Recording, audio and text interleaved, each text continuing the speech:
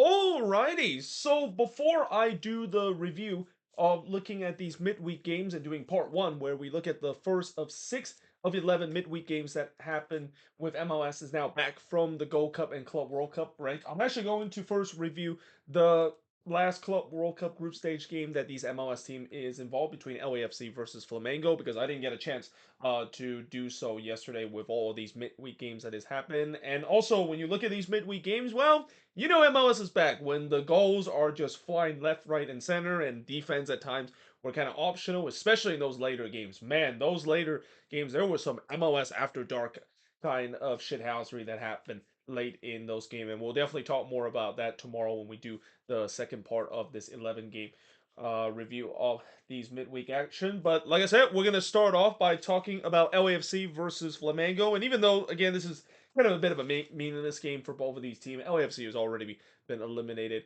from moving on into the next round. They were the first team to be eliminated in this competition, and Flamengo pretty much punched their ticket into the next round. That doesn't mean that this is a game where LAFC is just going to flatter in this one. They want to play for some pride, want to carry the flag of MLS in this one, and they did a pretty good job for the most part in this game because of the fact that Flamengo, even though they were all over LAFC in this one, they just couldn't finish in this one, and also doesn't help the fact that the post was kind of against Flamengo throughout this one, and LAFC actually came close of pulling off a stunning upset in this one, but as we saw in the game against Miami, teams kind of ran out the gas late, and that's the late goal. And you can see kind of sour the fact that LAFC could have got a win out of this group, which I think that would have been a good achievement, especially what happened in the last game, where that was easily the worst performance and probably the most embarrassing performance we have seen an MLS team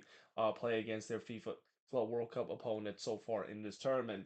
But in the first half, just want to mention it's basically a road game for LAFC. Like 98% of the fans inside the stadium are Flamengo fans. There were a couple of 3-2-5-2 supporters made their way in this one, but there was a lot of red in Orlando. Not a big surprise because Orlando has a very big Brazilian population, and I remember last time when Flamengo played in Orlando, when they were playing against Orlando City, it was pretty much a home game from Flamengo, even though that game was at Inter Stadium. But in the third minute, the post would deny Danilo, but it fall to Arujo, who puts it over in the third minute. So the former Atlanta United striker almost got the opening goal, and the post would be a thing in this one because the post looked like it was a magnet at least in the first 12 minutes in this one. Flamengo was all over an already eliminated LAFC. LAFC barely had the ball in the first 4 minutes, though they did have the first shot of the game in the 10th minute, and it's C. Delgado had a curler that struck the post, and then the post would deny Arison Minta from close in the 13 minutes. And like I said, the post, it seems like it was a magnet in the first 13 minutes. I think this is one of those rare times where I've seen the first free shot of the game, all of them hit the post. But the shots were 5-1, 20 minutes in for Flamengo up to this point. Sandro would then miss wide from close before Seguin and Lloris kind of ran into each other. There was a bit of a miscommunication there, and then because of that, it was just a scramble in the LAFC box because anytime when a goalkeeper taking out by your own player, that's friendly fire, and obviously it's not going to get given as a foul. And I think the LAFC got very lucky here because as they were trying to clear their lines there, the whistle was blown because Lloris, of course, suffered a head injury. Obviously, the Flamengo fans, they were not happy about it, and so were the player as well. And this actually happened after another post was hit by Flamengo. So that's already 4 posts that's been hit so far in this game. 3 of them by Flamengo itself. Though in the 38th minute, it looked like Marlon took a surprising lead for LAFC, but as it is kind of the case for LAFC so far this tournament, they have been snake bitten by the flag. It was disallowed for offside. This seems like the second or third time throughout this tournament that LAFC had a goal that was chopped off because of the flag. Everton then had a shot that was deflected and goes wide in the 43rd minute, but we do head to halftime with the score scoreless between both of these teams, despite the fact that Flamengo probably should let this one if it wasn't for the post. In the 47th minute, our uh, Arujo had a shot that was deflected and goes wide. Flamengo kind of picked up where they left off and looked for another. Pedro would then puts it wide from long range before Rossi would deny Bawanga from the near post. That was a rare chance for LAFC. Probably the best look that LAFC had all night in this one. Bouanga was pretty much the offense for LAFC throughout this one. Lloris then denied Everton from long range. The game, I thought, kind of started to open up a bit. Both of these teams started to go end to end, and there was a lot of fast paced action. Pedro would then puts it over on the volley. The shots were now 14-4 for Flamengo up to this point. But still, despite that, only one shot has been on target because, again, those posts that were hit, they don't count as a shot on target.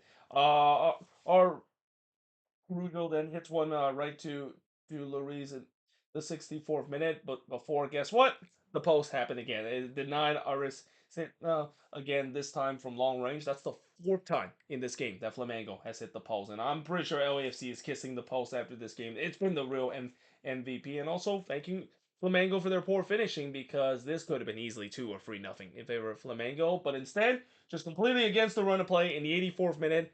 LAFC takes the lead and score their first goal in this tournament. And guess who? It's the Bouanga. He's pretty much the offense for this LAFC team so far in this tournament. He scored from Tillman to make it 1-0 in favor of LAFC. Flamengo defense just kind of fell asleep there. I mean, this was very uncharacteristic for them throughout in this game. They pretty much shut down this LAFC attack. Though part of that is because LAFC didn't really have any attacking threat whatsoever. So I guess maybe that defense kind of got lacking there, and just like that, the shock was on. It looks like LAFC was going to pull off a massive upset, though 2 minutes later they immediately give the lead away as Wallace Young would score from Jorginho to tie the game up at one apiece. So Wallace Young, one of the young talented Brazilian player, and a guy that something tells me he's going to be a big name player coming up, because when you look at all these South American teams, there's a lot of hidden gem player that I'm pretty sure these European teams are pretty much looking to poach on. I mean, I know MLS team are trying to poach for some of these talented South American player, but European teams are also doing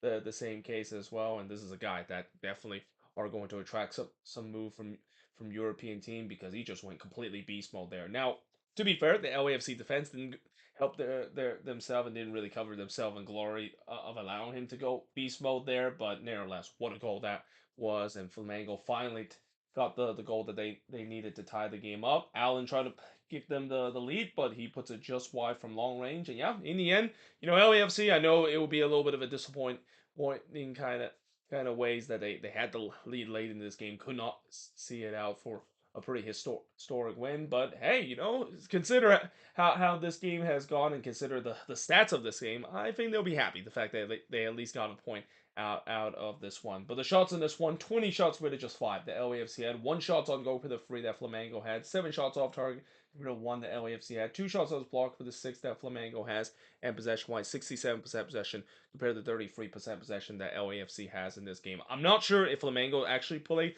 their strongest team in this one. I'm assuming they probably didn't, considering that, yeah, they really had nothing to play for in this one. They were going to move on to the next round either way. So yeah, maybe they kind of took it easy on LAFC, but even when they took it easy, they pretty much dominated this whole game and were probably a little unlucky. The fact that they weren't able to show their clinical finishing, because if they were able to do so, and if the post didn't get in their way 4 times in this game, yeah, LAFC would have probably getting absolutely blown apart in this one against Flamengo.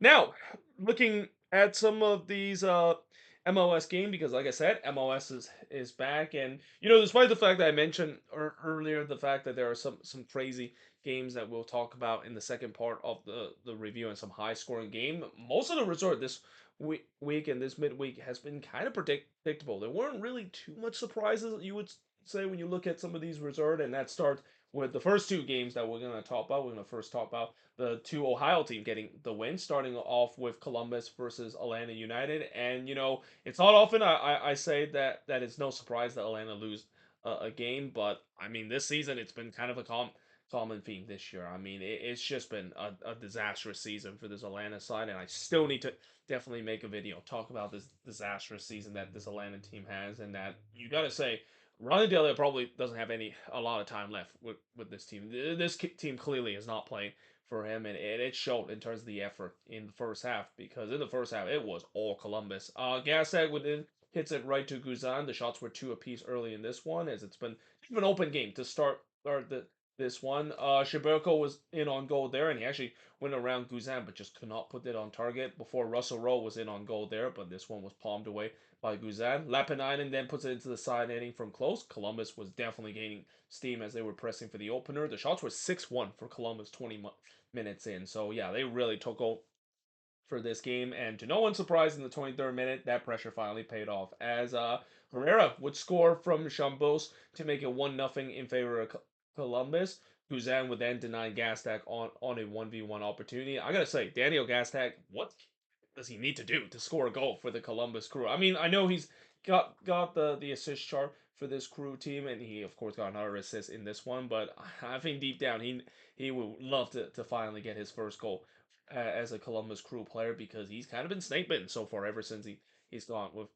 to Columbus. He just cannot finish those chances. Though that being said, up to this point it was all Columbus, and you just kind of feel like this could get ugly because Atlanta, they besides the first couple of minutes, they really didn't show too much of a resistance, and that once Columbus can find their finishing, yeah, this is gonna get ugly. Yeah, Columbus did find their finishing, and in the 33rd minute, Russell Rowe would score from Gastek to make it 2-0 in favor of Columbus. It was just horrendous defending there from Atlanta perspective, but also one that, yeah, Guzan, he definitely did not cover himself with some glory. Just getting completely beat in the near post like that should not happen. And, Guzan, we have seen him make some great save this season for Atlanta, but we also have seen him kind of give up some softy goals like this. I think it's safe to say that he is kind of getting to that point where he might not have a lot left in the tank.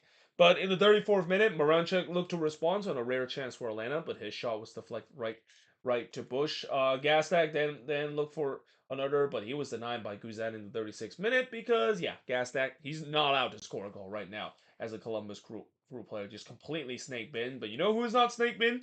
Russell Rowe, because he scored again from Rossi to make it 3-0 in favor of Columbus. That also come of a bad turnover from Atlanta as well, and again one that I think Guzan should definitely do much better in terms of it. I think that was Sabo. He kind of got five hole there, and just like that, Columbus were up 3-0 in this one. And like I said, yeah, this looked like a very familiar scenes if you're an Atlanta United fan. Now, in the second half, to be fair, Atlanta did start to kind of show a little bit of fight back, and it started in the 57th minute when they got a goal back as Brooks Lennon would score from Edwards to make it 3-1 in this one. Originally, they said that was no goal. The Atlanta player, they were screaming, thinking that the ball did cross the line, and when they go to VAR on the replay to see whether the ball did cross the line before it was clear off the line, yeah, it did. I mean, I only saw one replay. They didn't even go have to get the VAR signal, but when I saw that one replay when the ball clearly crossed the line, I immediately just put Atlanta score because I know that was gonna be overturned, and just like that, Atlanta got one back.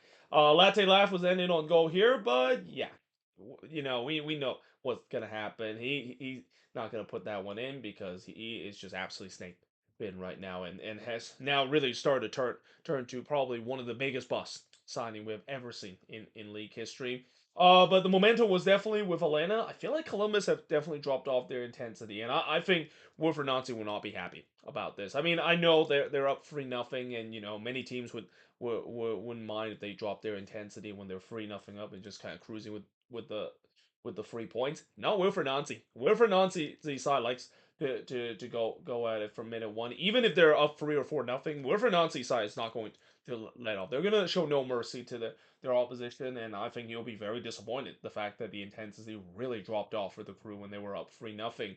And because of that, as soon as I said that, it feels like probably the Crew players saw what I wrote, and probably Wilfred Nancy saw what I wrote there, because this is when Columbus started to pick up their intensity again.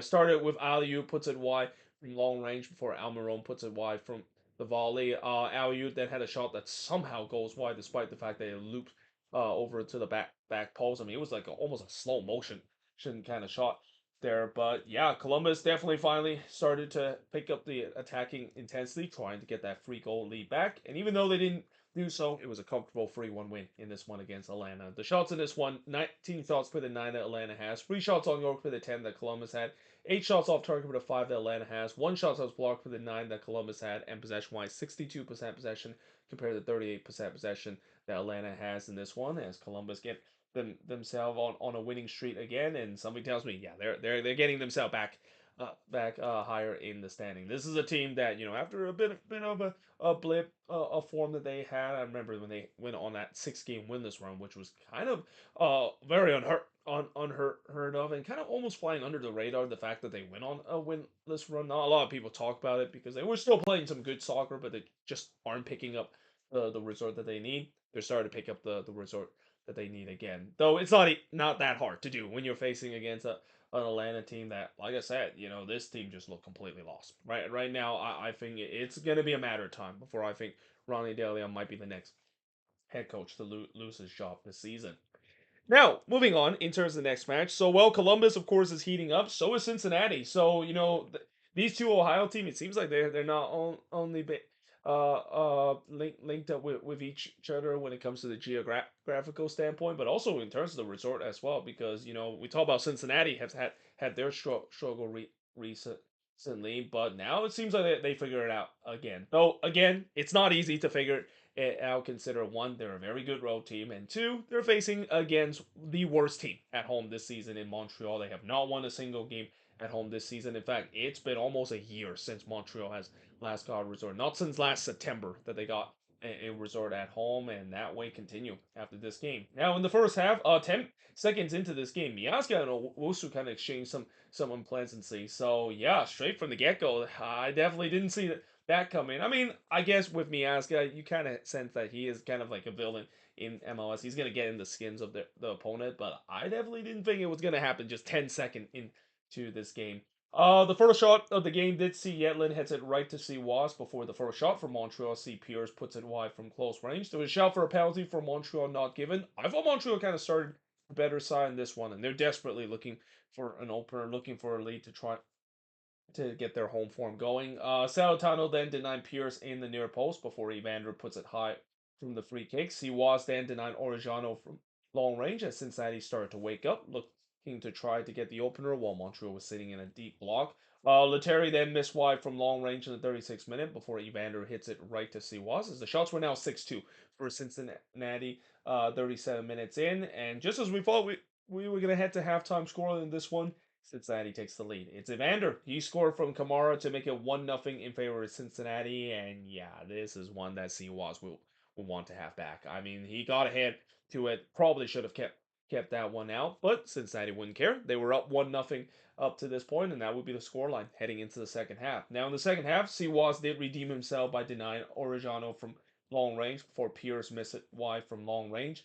There was definitely some concern for Montreal when Caden Clark had to be subbed off for Opoku of a knee injury, and I don't want to speculate, but yeah, that did not look pretty, and it's sad to see that is the case because anytime when I see a former Minnesota United player, former Loons player, I'd still do root for them and have a soft spot, and I always have a soft spot for Caden Clark as well, and it's kind of sad to see him kind of had to be subbed off, and that I don't want to say that's an eight injury, but it definitely looked like a serious knee injury. So yeah, just kind of twisted the knife for what has just been a disastrous season for this Montreal side. Sealy would then puts it high from close before Orejano would hit it right to Siwas in the 60th minute. There was a couple of half chances for both of these teams, but the question is who is going to get that next goals? Well, Denke tried to do so, but he was denied by Siwas from close in the 62nd minute. That also came off a lightning counterattack, and one that, yeah, Kevin Denke would want to have that one back. That is one you usually don't see him miss there. I mean, yes, Siwas did make the save here, but from that close of range, you always see Denke put that one into the back net. By the way, Denke was actually left off the All Star team. I might have to also make a video talking about the All Star team that the All Star selection. And yeah, there were definitely some interesting names that was there, and especially some interesting name that wasn't there on that team. And I think Denke was an example of it. I'm really surprised that he was left off from the team, considering of a good season he has been having for the Cincinnati side.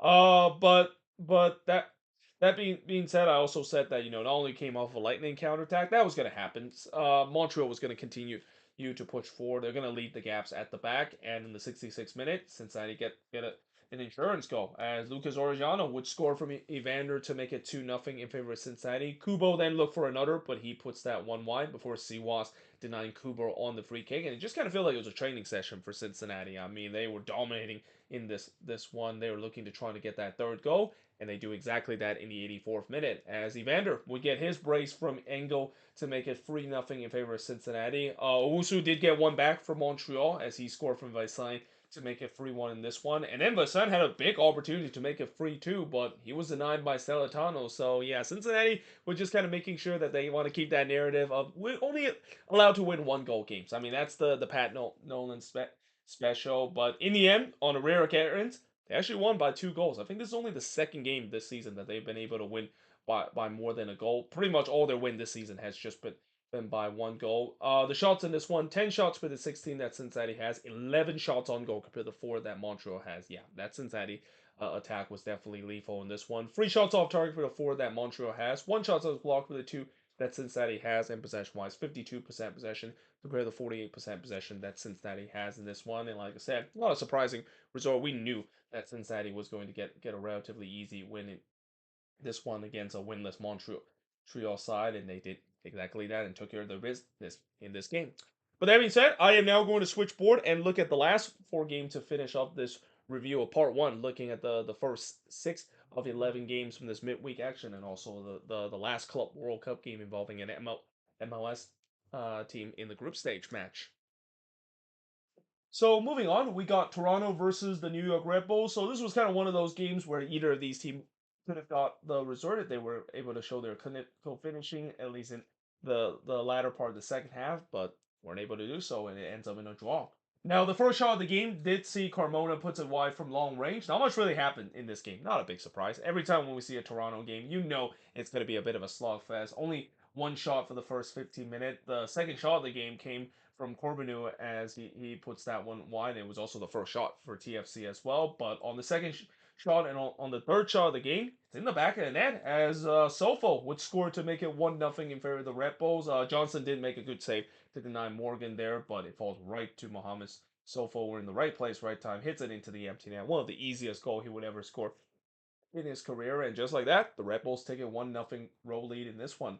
Dominguez did look to respond, but he missed wide there before Johnson denied Bogush from close range. Ile then hits it wide from the corner as the Red Bulls were looking for more before halftime. But in the first minute of stoppage time, Thompson would just miss the wide despite the fact that he had a free header in the back post. Yeah, that just kind of sums up Toronto's season. Even when they get themselves in a good position, they just don't have any goal scorer in this team that can show their clinical finishing. And another example of that is in the third minute of stoppage time when Etienne Jr. completely fluffed his lines from 15 yards out, completely whiffs on a chance that could have been the equalizer for TFC. But instead, we head to halftime with the Red Bulls leading 1-0.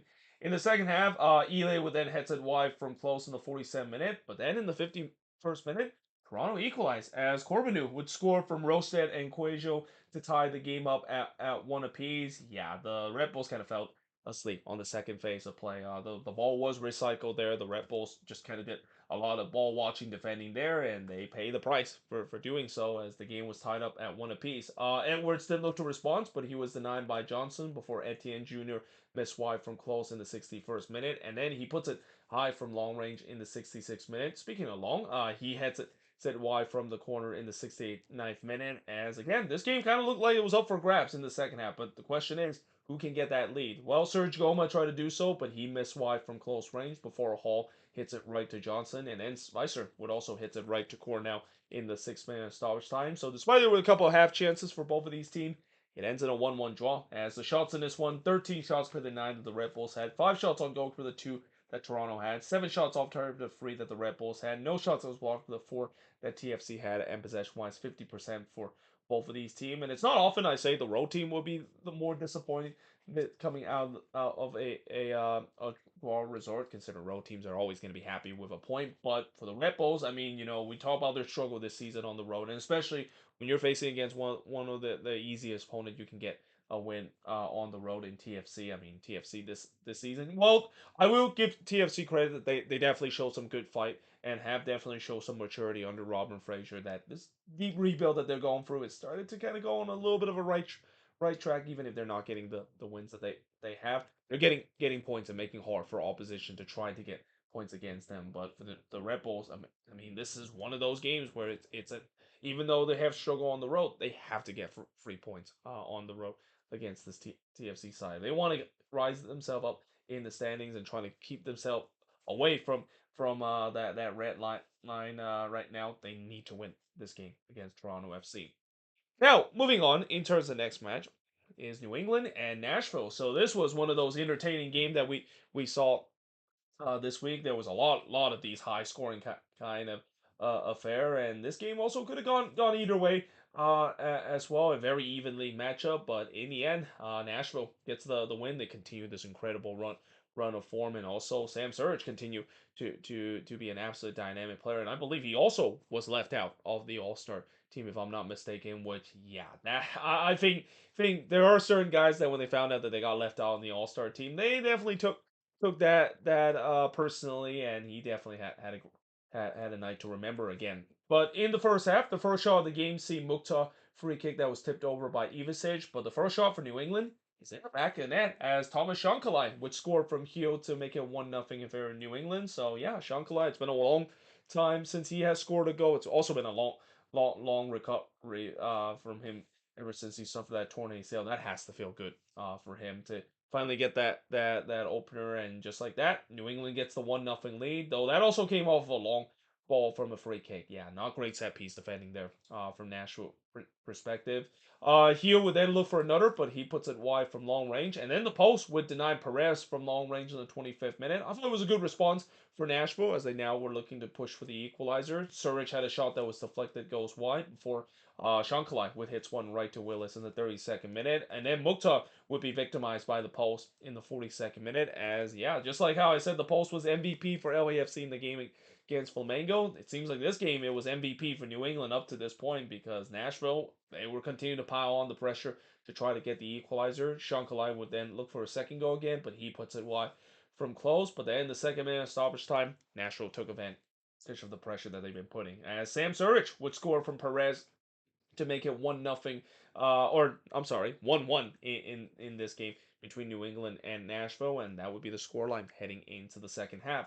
In the second half, Urruti would then head it wide from close, but in the 49th minute, New England takes the lead back as Ceballos would score from Shankalai to make it 2-1 in this one. So great night for Thomas Shankalai getting a goal and an assist in this one. It's also the first career MLS goal for Ceballos as well. So great moment for him there. But yeah, that great moment quickly diminished because 2 minutes later, Sam Surridge would score again. This time he scored from Lovitz and Mukhtar, and originally it was given as a goal for Daniel Lovitz because he kind of looked like he hit that one that even though Surridge of course touched it, it might have just crossed the line, but in the end it didn't cross the line. And again, I think Sam Surridge kind of stole Lovett's goal in this one because I think that would have gone in even if Surridge didn't touch it. But yeah, they did change it to a Surridge goal because the goal didn't cross the line there. But yeah, just like that, it was 2-2 in this one. And then we had a penalty for Nashville as Fofana brought down Mukhtar in the box. So here comes Sam Surridge, a chance to get a hat trick in this one, and he does exactly that. So yeah, it's his second hat trick in his career for Nat. Or no, it's not his second. I think this is his third hat trick for Sam Surridge. I know he had one game that he scored 4 goals. That was a hat trick, and then there was another one where he scored 3 goals. Yeah, he is definitely been on fire and has been a really big part alongside with Mukhtar as the reason why Nashville has been in this incredible run of form. Speaking of Mukhtar, he would hit one right to Ivicic in the 69th minute as that Nashville was looking for more. New England, they feel like they were shell shocked after giving up the lead after they retake the lead. I mean, in the span of just 7 minutes, they went from having a 2-1 lead to now down 3-2 for the first time in this game. Bai tried to equalize, but he hits it right to Willis before Legoni would miss wide from close as New England was pushing late to try to get that equalizing goal. They don't do so as Nashville hold on to get the 3-2 win in this one. They extend their unbeaten run. I think it's now at 10 game. They have gone in an unbeaten run. They have not lost a game in 2 months. The shots in this one, 16 shots committed, 9 that New England had. 6 shots on goal for the 4 that New England has. 1 shots off target for the 4 that New England has. 1 shot that was blocked for the 6 that Nashville has. and possession-wise, 53% possession compared to 47% possession that Nashville has in this one. And Nashville is rising up this standing. Like they are really creeping up in the standings to a point where they are right now probably the hottest team in the Conference. I mean, I know the Union are still winning games, but this is a team that is, I think, right now on the longest unbeaten run that anybody is in this league. And BJ Cowhead not only has figure things out for this team, but he has really got this team back to being a juggernaut in the East. We know that this national team in the first couple of years under Gary Smith was a very fun team. Well, I wouldn't say a fun team to watch, but a team that was tough to beat and a team that will get reserved. Now it's kind of interesting the evolution of this national team where they went away from being a very defensive team and rely heavily on the counterattack to just being a team that like to enjoy the ball and like to play things out and just kind of play an entertaining brand of soccer. Something that, again, for BJ Cowhead, he has done an incredible job for this team. And if this run continues and if Nashville continue to rise up in the standings, he might throw himself in the hat in terms of the Coach of the Year award. This year, I feel like it's very tough to choose who's going to be the Coach of the Year because you can argue there are definitely some really good candidates out there. I mean, I said for a long time it's Jasper Sorensen, but now it seems like that might not be the case, especially as we'll talk about in the second part of the review, the team that beat his team in Mikey Veras. Now he's really he rise up in the power rankings, potentially be the guy that win the Coach of the Year this year.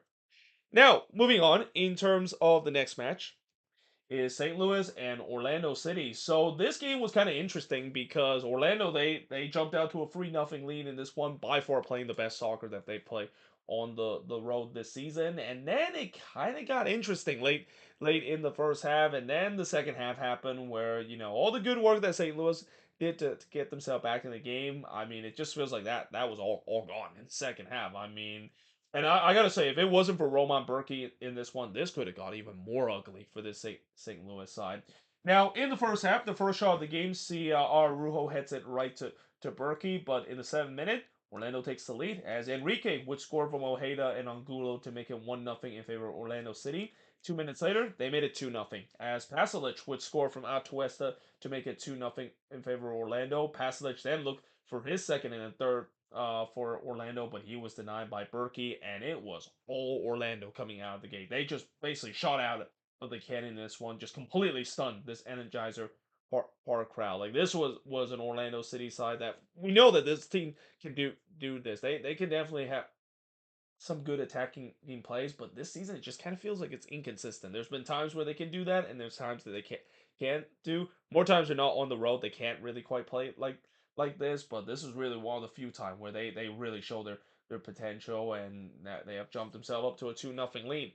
Galese then denied Pompeu as that was the first shot for St. Louis before Enrique would puts it wide from long range. But then in the 22nd minute, he would be on target as he scored his second goal of the game from Atuesta to make it 3-0 in favor of Orlando City, and it was an absolute gift too. I mean, just a WTF turnover from St. Louis. That goal just kind of sums up the beginning of this game for St. Louis. It's just been a disastrous start, probably the worst start that they've have had coming out of the game probably this season, and that includes some of the ugly game that Olaf Malbrook have played. Ojeda then looked for a fourth, but he was denied by Berkey. But then it falls to for Holson trying to put it in the rebound, but he puts that one over. And yeah, Orlando was feeling it.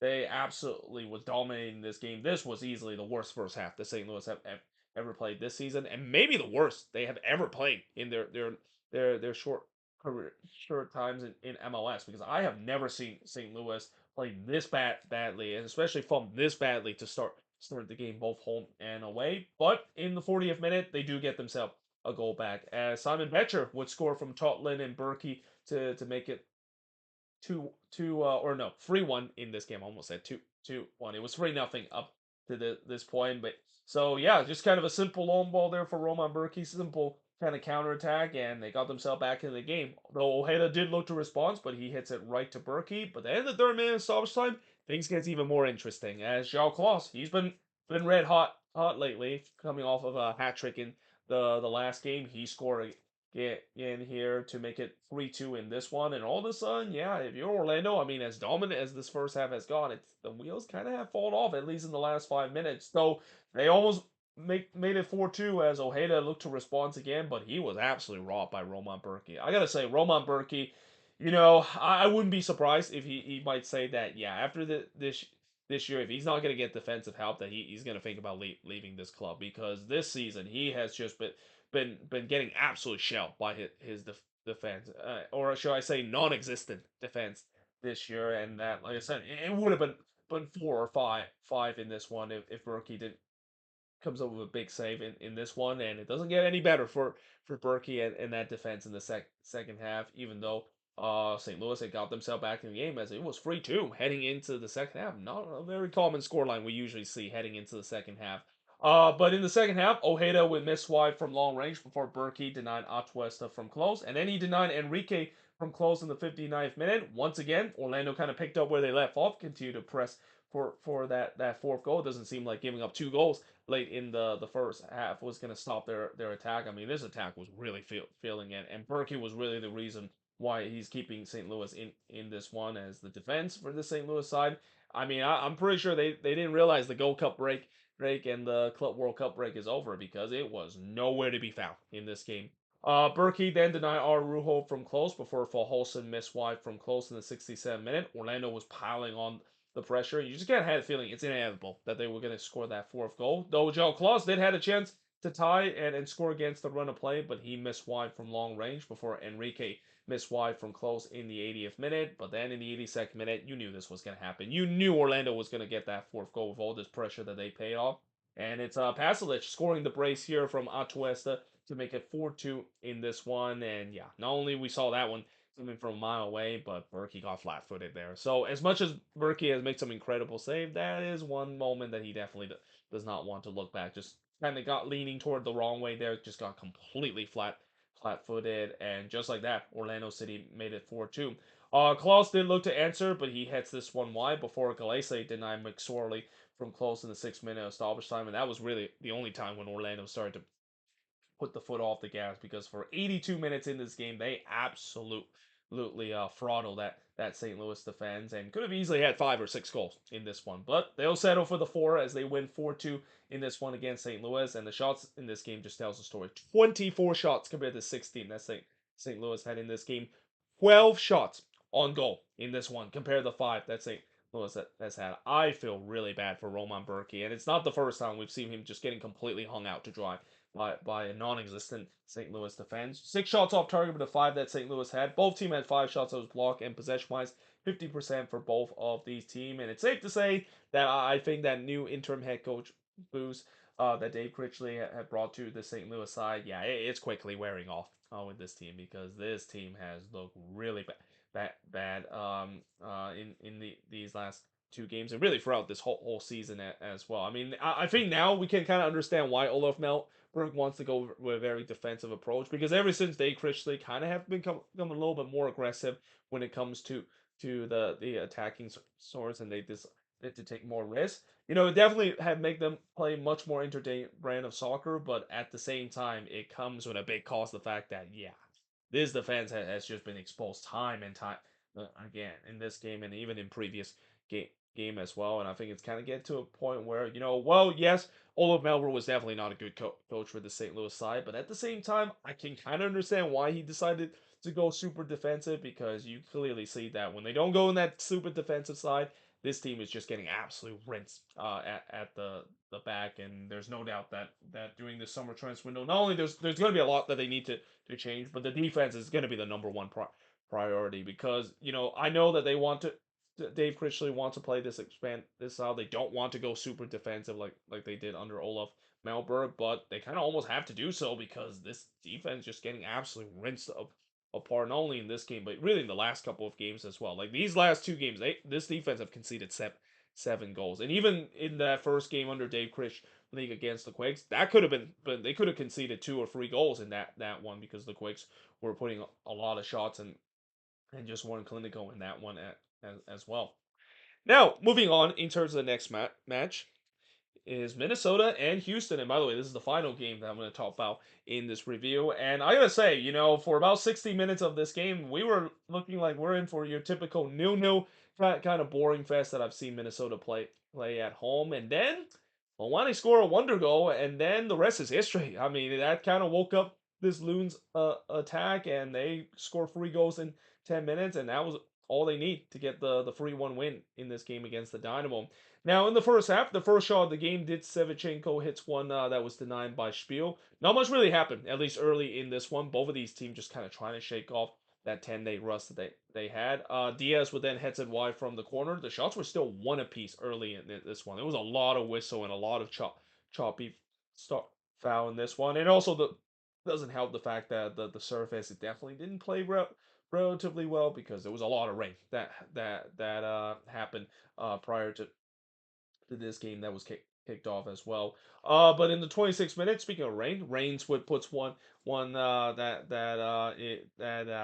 it was not great. A great attempt. I mean, he puts this one halfway to Wisconsin before Gresso would then hit a one hopper right to Bond before Marcanic would put it into the side netting, which was by far the best chance of this game, and it also came off just a bad turnover from the Houston Dynamo. Longwane then curls it high in the 45th minute. The Loons definitely started to show some life, at least getting some half chances, try to take the lead before halftime. But as we head to halftime, this is where we had a bit of a controversy. So there was no penalty that was given to the Dynamo after VAR deemed that Boxall brought down Kowalczyk outside the box. Now, when I look on the replay, I think it's soft. I really think this was a soft call. And what's kind of interesting is that Boxall did get the ball at first, but the follow up kind of caught Kowalczyk there, and Kowalczyk, I think he definitely embellished that a little bit. There was really barely any contact.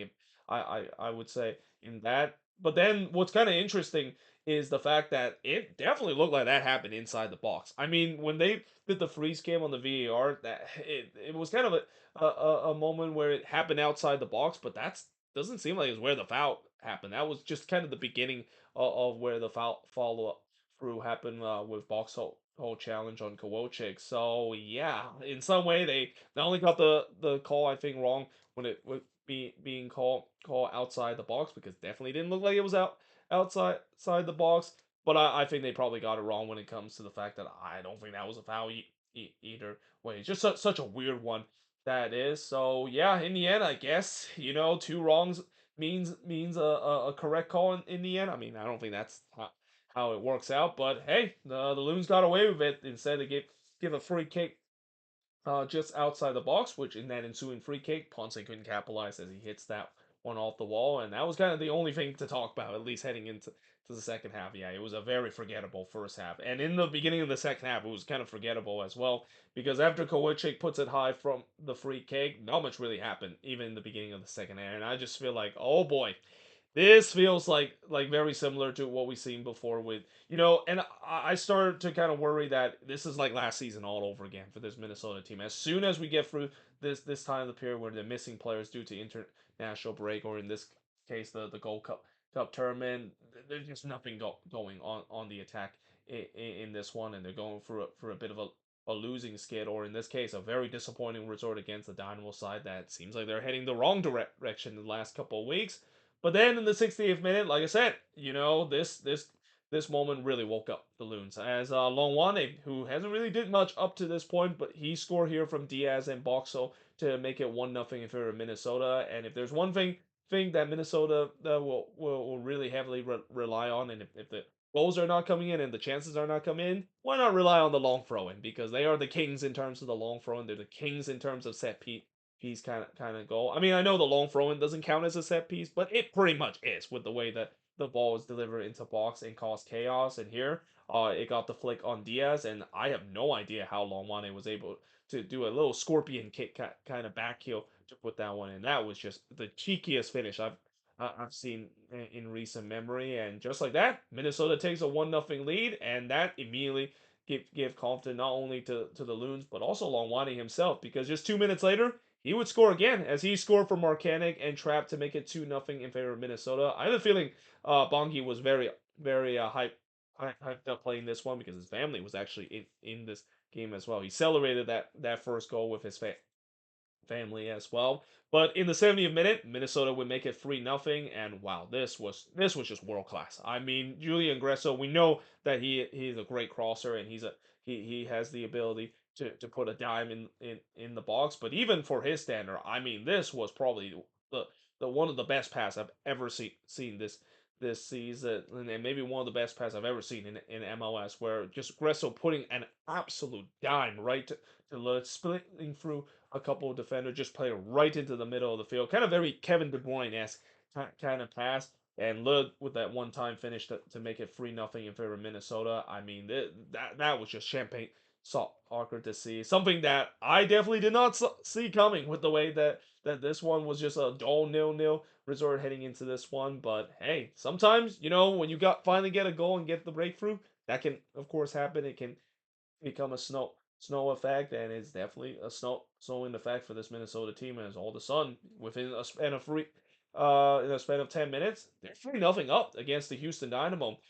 Dorsey then had a rare opportunity for the Dynamo, but he missed wide there before Holmes puts it high from long range. But in the third minute stoppage time, the Dynamo did get one back and kind of ruined the clean sheet for Russell. So Spiel, who I thought he definitely had a much better game in this one. Yes, there were times when he can make some nervy decision, but he definitely had a much better game in this one. And part of that is because the defense had a much better game in this one. I mean, the defense was all over the place in that game against San Diego. It was much better in this one against the Dynamo. And here this was kind of a bit of an unfortunate situation. I mean, I will say that there will be some question of who in the world was marking Felipe Andrade there in the top of the box, but just kind of one of those unfortunate deflection that falls right into the path of Andrade. He puts it into the back of net to get one back for the Dynamo. By the way, that's now two consecutive games that the Loons have conceded in stoppage time, and this is prior to Minnesota have not conceded a goal in stoppage time. They were the last team to not concede a goal in stoppage time before finally conceding one against San Diego last week, and now that's 2 games in a row. The good news is at least it's happening at a point where it didn't really matter in terms of the outcome of the game, but it does still ruins a pretty solid defensive performance, and I would definitely wish Russell Spiel would at least get a clean sheet to really get his confidence back after that disastrous debut that he had against San Diego. But yeah, in the end, Minnesota gets the 3-1 win. The shots in this one, 13 shots for the 8 that Minnesota has, 2 shots on goal for the 4 that Minnesota had. Both teams had 4 shots off target.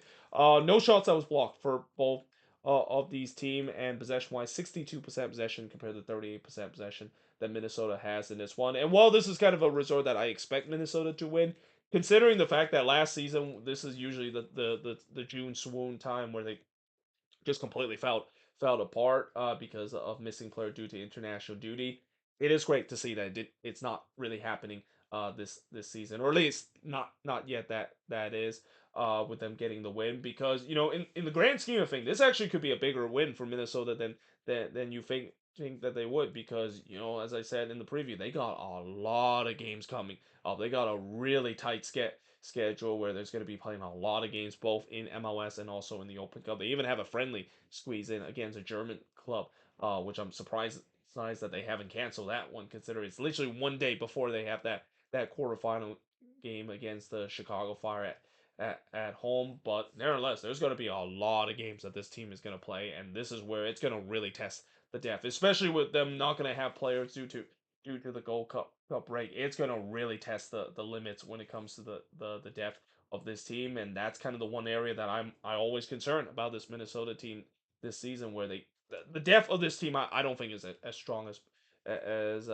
people think that it is, and they need it, and then the depth need to step up, and I think the depth really stepped up in this one. I thought those role players in this game. Yes, there were definitely starters in this one, but the role players in this one really stepped up in a big way that this team really needed to go through this period, where it's always going to be the most difficult period, where they're one of the team that is the most affected because of the Gold Cup break. But for the Houston Dynamo, yeah, they're going heading in the wrong direction right now. I think things are all the praise I've said about this team getting themselves back into playoff contention. Now they're heading in the wrong direction, and heading into a direction where they cannot wait till the summer transfer window open, because they need some serious reinforcement right now. I think when you look at the lack of quality that this Dynamo team has, and also the defense as well. These last couple of games, they have just completely fell apart, conceding goals after goals in the last couple of games. But there you have it. That is pretty much it in terms of the review of the first 6 games of match week number 20, also known as these midweek action, coming out of the Gold Cup and Club World Cup break. But until then, hope you guys enjoyed this video. If you do, make sure you like, smash the subscribe button. As always, let me know in the comments below what do you think of these games. Tomorrow I'll look at the last 5 games to finish up the review of this midweek action, and then I have to do the preview. Most likely I'll probably do the preview of the weekend's action on Saturday, because I don't think there actually is an early game on Saturday, so I can kind of get away with doing a preview on Saturday afternoon before the busy Saturday night action, and then the Sunday action that is going to happen, as it is the first weekend since the Gold Cup break is over and MLS play that it is back. But as I said, hope you guys enjoyed this video. If you do, make sure you like, smash the subscribe button, and yeah, I of course will see you guys next time.